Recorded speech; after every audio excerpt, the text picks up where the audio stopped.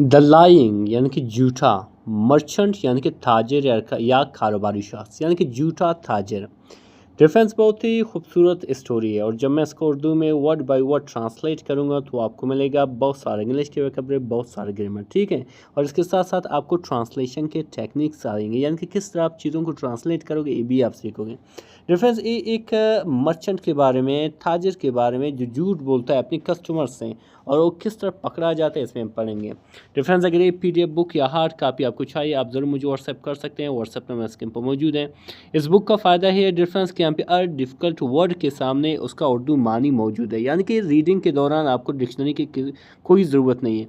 इसके साथ साथ अगर आप उन अल्फाज के सिनोनिम देखना चाहो, बिल्कुल लास्ट में वोकैबुलरी पोर्शन भी मौजूद है जो यकीनन आपको हेल्प करेगा इंग्लिश सीखने में। और इसके साथ साथ अगर आप कई ट्रांसलेशन में फंस जाते हैं तो इनकी ट्रांसलेशन भी मौजूद है लास्ट में, जो यकीनन आपको काफ़ी हेल्प करेगा बेनिफिट उठाने में। चलिए स्टार्ट करते हैं अपने स्टोरी को।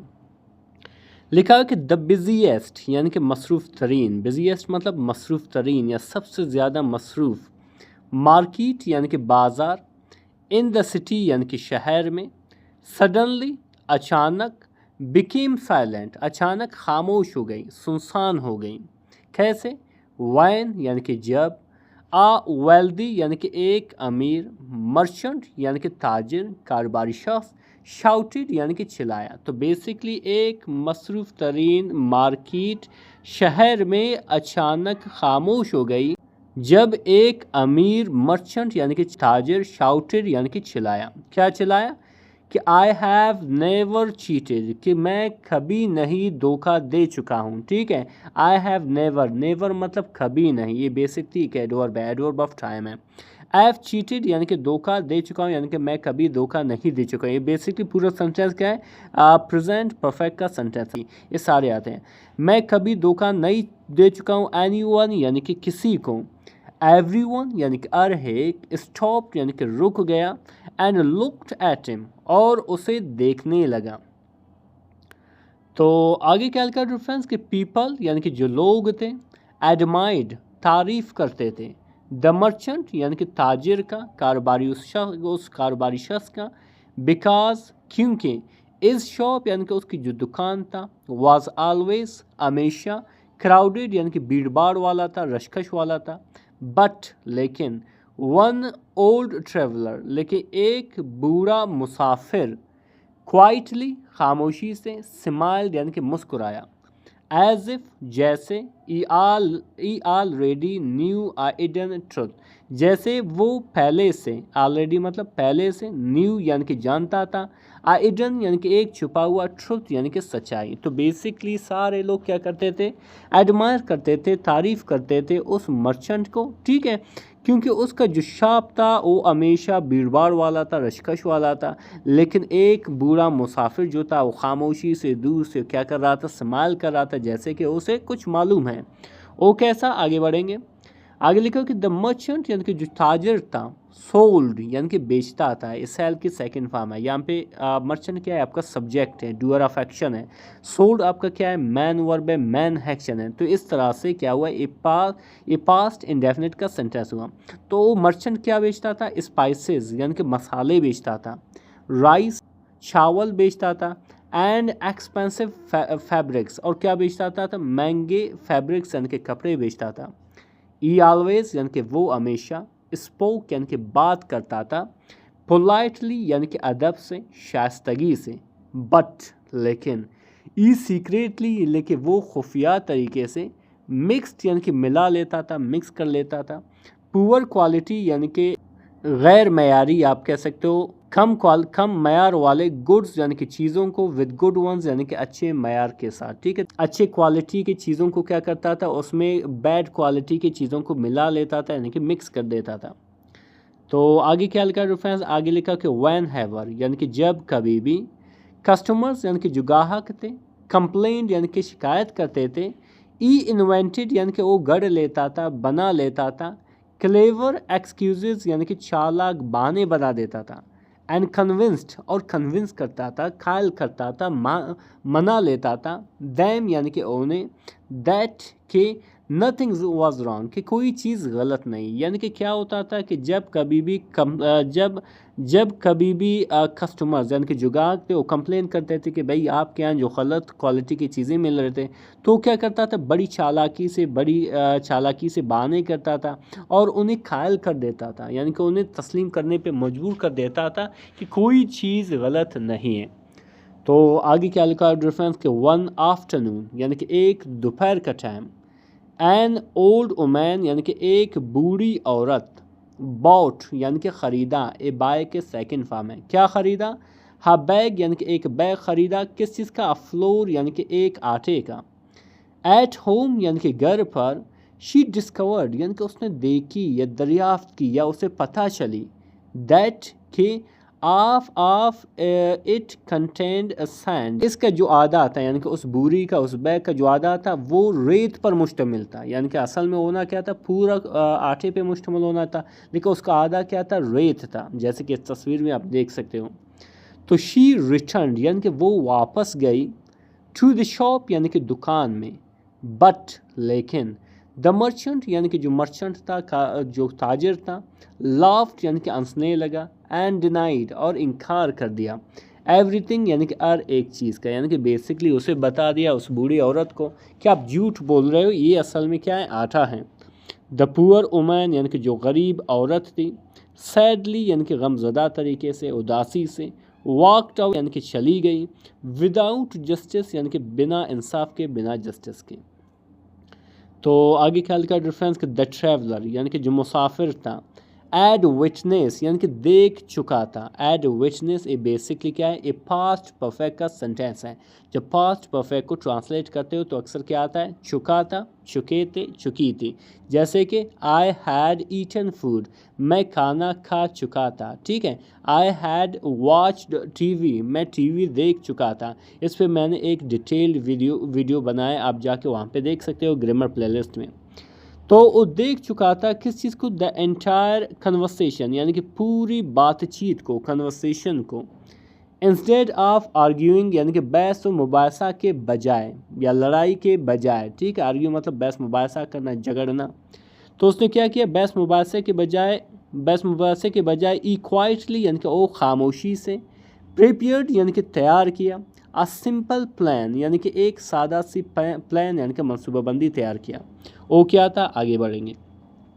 आगे लिखा कि द नेक्स्ट डे यानी कि अगला दिन, ई अराइव्ड यानी कि वो पहुंच गया, वेयरिंग पहनते हुए, ऑर्डिनरी क्लॉथ्स यानी कि आम कपड़े, एंड बॉट और ख़रीदा, क्या ख़रीदा, सेवरल एक्सपेंसिव आइटम्स यानी कि बहुत सारे, सेवरल मतलब कहीं या बहुत सारे, एक्सपेंसिव यानी कि महंगे, आइटम्स यानी कि अशिया ख़रीदा यानी कि चीज़ें ख़रीदा। द मर्चेंट एपीली एक्सेप्टेड यानी कि जो ताजिर था वो खुशी से, एपीली मतलब खुशी से, एक्सेप्टेड यानी कि मान लिया, कबूल कर लिया, ले लिया, द लार्ज पेमेंट यानी कि बड़ी रकम को। तो आगे क्या लिखा रेफरेंस, आगे लिखा हुआ है कि बिफोर लीविंग यानी कि जाने से पहले, द ट्रेवलर यानी कि जो मुसाफिर था, आस्ट यानी कि कहा, द मर्चेंट यानी कि मर्चेंट को कहा कि वो क्या करें, टू सील यानी कि मोड़ लगा लें, एवरी बैग यानी कि हर एक बैग पर, यानी कि हर एक बैग पर क्या करें, मोड़ लगा लें कि ये आपकी दुकान का है। केयरफुली यानी कि एहतियात से, बड़ी गौर से, the merchant proudly did exactly that यानी कि जो ताजिर था उसने फ़ख्र से, मुतकब्बराना तरीके से बिल्कुल उसी तरह किया, यानी कि मोड़ लगा लिया। फिर आगे क्या लिखा रेफरेंस कि द ट्रैवलर यानी कि जो मुसाफिर था, इमीडिएटली यानी कि फ़ौरन, कॉल्ड यानी कि बुला लिया, द टाउन जज यानी कि जो कस्बे या गांव के जो काजी था, जज था, उसे बुला लिया, एंड रिक्वेस्टेड और इल्तमास की, दरख्वास्त की, दैट के आल सील्ड बैग्स बी ओपन यानी कि तमाम मोड़ लगाए हुए जो बैग्स हैं, थैले हैं, बी ओपन यानी कि खोले जाए, बिफोर एवरीवन यानी कि हर एक के सामने। यानी कि उसने क्या किया, जज को बुला लिया और उसे कहा कि ये जो सारे बैग हैं, सील वाले, मोड़ वाले, इन सब को सब के सामने क्या करो, खोलो। तो क्या हुआ डिफरेंस कि टू एवरी वन सरप्राइज यानी कि हर एक के हैरत में, यानी कि हर एक के हैरानगी में, एवरी बैग यानी कि हर एक थैला, कंटेंट यानी कि मुश्तमिल था, स्टोन्स यानी कि पत्थरों पर, सैंड यानी कि रेतों पर, और डैमेज्ड गुड्स और ख़राब चीज़ों पर, इडन जो छुपे हुए थे, बेनीथ द टॉप लेयर यानी कि ऊपरी सतह के नीचे। तो बेसिकली उसने क्या किया था, इन सब तेलों में बाकायदा सब चीज़ों के जो नीचे हिस्सा है उनमें रेत, पत्थर और बाकी जो डैमेज्ड गुड्स थे यानी कि ख़राब चीज़ें थे उसमें रखे थे। तो आगे लिखा डिफरेंस कि द कस्टमर यानी कि जो ग्राहक था बिकेम फ्यूरियस यानी कि गुस्से में आ गए, यानी कि जितने कस्टमर्स जो उनके पास थे जो उनसे चीज़ें खरीद रहे थे वो सब गुस्से में आ गए यानी कि गुस्सीला हो गए। आफ्टर सीनिंग द मर्चेंट्स डिसेप्शन यानी कि ताजिर के फ़रेब को देखने के बाद, सी मतलब देखना, डिसेप्शन यानी कि फ़रेब यानी कि मक्कारी यानी कि धोखा। मैनी डिमांडेड यानी कि बहुत सारे लोगों ने मुतालबा किया, देयर मनी बैक यानी कि अपने पैसे वापस मांगना। तो आगे क्या लिखा डिफरेंस, आगे लिखा हुआ है कि द मर्चेंट यानी कि जो ताजर था, ट्राइड यानी कि कोशिश की, टू डिफेंड यानी कि दिफा करने का, हिमसेल्फ यानी कि अपने आप को, विद मोर लाइज यानी कि और झूठ के साथ, बट लेकिन, ईच एक्सक्यूज़ यानी कि हर एक बहाना, साउंडेड यानी कि नज़र आ रहा था, वीकर यानी कि कमज़ोर, दैन द लास्ट यानी कि पिछले झूठ से। यानी कि वो क्या कर रहा था, दिफा कर रहा था, कह रहा था कि भाई ऐसा ऐसा नहीं है, लेकिन फिर भी उसके जो झूठ थे वो ऐसे लग रहे थे जैसे वो पिछले वाले झूठ से वो ज़्यादा वीकर थे यानी कि कमज़ोर थे। द जज यानी कि जो जज था, केयरफुली यानी कि बड़ी गौर से, बड़ी मोहतात तरीके से, लिसनड यानी कि सुना, टू एवरी वन यानी कि टू एवरी विटनेस यानी कि हर एक गवाह को, बिफोर अनाउंसिंग इस डिसीजन यानी कि अपना फैसला, इस डिसीजन अपना फैसला सुनाने से पहले। आगे क्या लिखा डिफरेंस, आगे लिखा हो कि द डिसऑनेस्ट यानी कि जो बी ईमान मर्चेंट यानी कि जो ताजिर था, वॉज ऑर्डर्ड यानी कि हुक्म दिया गया कि वो क्या करें, टू रिटर्न यानी कि वापस करें, एवरी वंस मनी यानी कि हर एक के पैसों को, एंड कंपनसेट और क्या करें, अर्जाना अदा करें, नुकसान की तलाफ़ी करें, दोज यानी कि उनका, ई एड चीटेड जिसे वो धोखा दे चुका था। आगे क्या लिखा डिफरेंस, आगे लिखा कि इज़ वंस फेमस शॉप यानी कि उसका एक दौर में जो मशहूर शॉप था यानी कि दुकान था, क्विकली यानी कि बड़ी जल्दी से, बड़ी फुर्ती से, बिकेम यानी कि बनी, एम्प्टी यानी कि खाली, नोबडी ट्रस्टेड हिम यानी कि कोई भी बंदा उसका एतमाद नहीं करता था, एनीमोर यानी कि मज़ीद, बिकॉज क्योंकि, अ ब्रोकन रेपुटेशन यानी कि एक टूटा हुआ जो साख है, हैसियत है, रेपुटेशन है, इज़ डिफ़िकल्ट यानी कि मुश्किल है, टू रिपेयर यानी कि रिपेयर करना यानी कि दोबारा बनाना। आगे क्या लिखा डिफरेंस, आगे लिखा कि मीन वाइल यानी कि इसी दौरान, ऑनेस्ट मर्चेंट यानी कि जो ईमानदार जो ताजर थे, गेंड यानी कि हासिल किया, गेंद मतलब हासिल करना, जैसे हम गेट भी कहते हैं, अचीव भी कहते हैं, ऑब्टेन भी कहते हैं, हासिल किया, मोर कस्टमर्स यानी कि ज़्यादा ग्राहक, बिकॉज क्योंकि, पीपल यानी कि जो लोग थे, वैल्यूड यानी कि कदर करते थे, ट्रुथ यानी कि सच्चाई की, एबव चीप प्राइसेस सस्ते कीमतों से ज़्यादा। आगे क्या लिखा डिफरेंस, आगे लिखा हुआ है कि अशेम्ड यानी कि शर्मिंदा होते हुए, शर्मिंदा, द मर्चेंट यानी कि जो ताजिर था, रियलाइज्ड यानी कि उसे एहसास हुआ, दैट के, एवरी सुमा लाई यानी कि हर एक छोटा झूठ, एवेंचुअली यानी कि बिल आखिर, ग्रोज यानी कि बढ़ता है, इनटू अ ग्रेट लॉस यानी कि बड़ी लॉस में यानी कि नुकसान में। एक चीज़ नोट कर डिफरेंस, ग्रोज ये बेसिकली क्या है, ये प्रेजेंट इंडेफिनिट का सेंटेंस है। जब आपके सब्जेक्ट ईशी हिट हो, ठीक है, या कोई सिंगुलर नाम हो, तो इस तरीके से आप क्या करोगे, वर्ब के साथ एस, ई एस और आई एस का इजाफा करोगे, तो जैसे कि यहाँ पे हुआ है। आगे लिखा हुआ डिफरेंस कि इज सिंसियरली एपोलोजाइज यानी कि उसने क्या किया, मुखलिसी से एपोलोजाइज किया, माफ़ी मांगा, टू द विलेजर्स यानी कि गाँव वालों से, एंड प्रॉमिस्ड और वादा किया किस चीज़ का, कि never to deceive anyone again, को दोबारा धोखा कभी नहीं देगा किसी को, अगेन यानी कि एक बार फिर।